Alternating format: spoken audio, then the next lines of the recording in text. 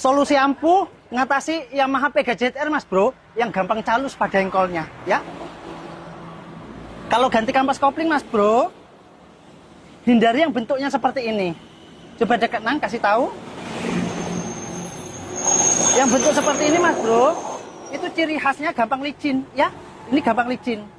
Nah, yang saya maksud itu yang bagus seperti ini.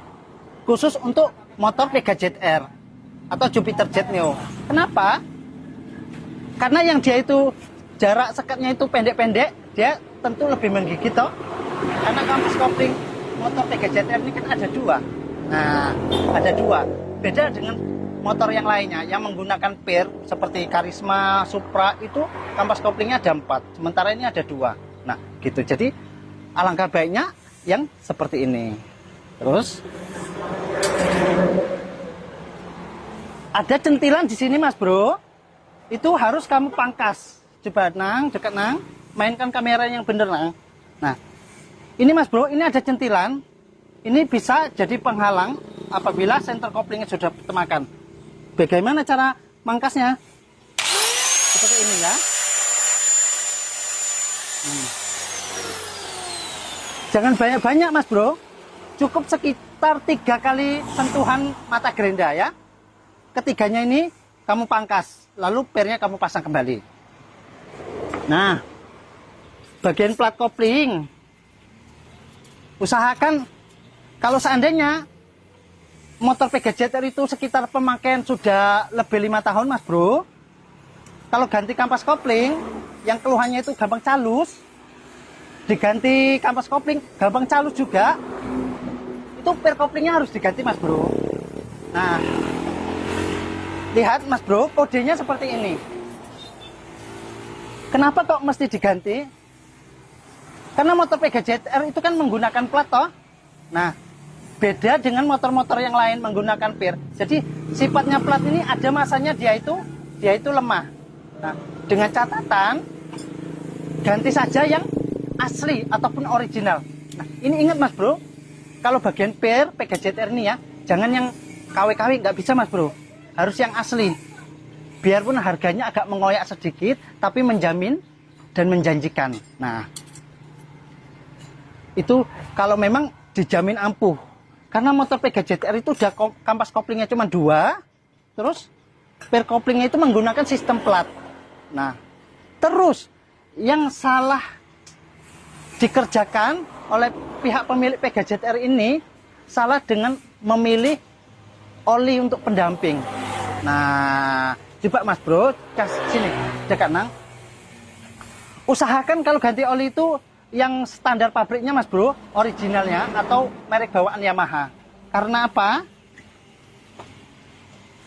Karena Mas Bro sudah direkomendasikan dengan kekentalan dan kekesetan, dengan kecairan juga kekentalannya. Nah, filosofinya begitu. Jadi bayangkan kampas koplingnya ini cuma 2.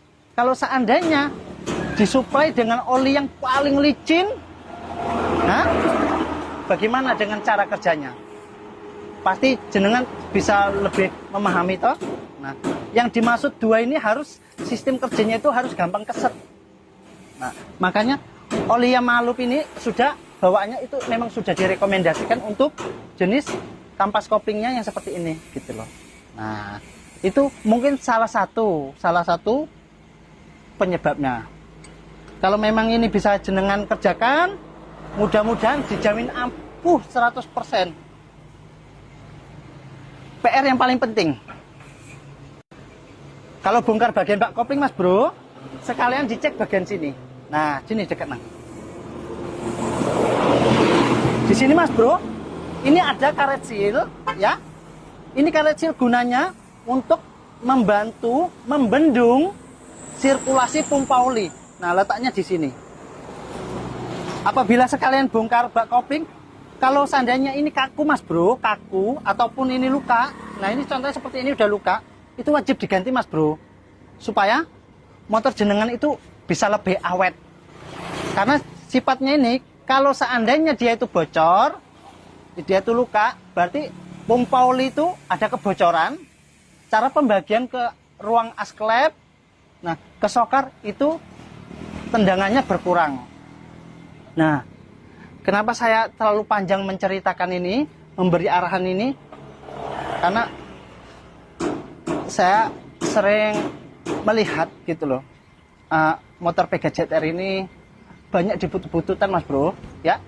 Dibutut-bututan itu dikeprui, ditimbang kilo. Karena apa?